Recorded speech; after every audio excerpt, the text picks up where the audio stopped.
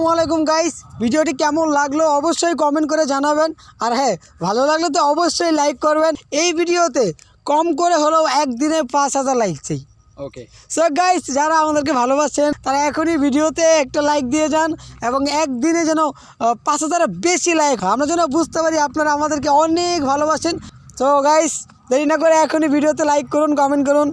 Bye bye. আমাদেরকে কতটুকু ভালোবাসেন প্রমাণ করে দিন। একদিনে 5,000 লাইক। 5,000। আল্লাহ হাফেজ। Bye bye.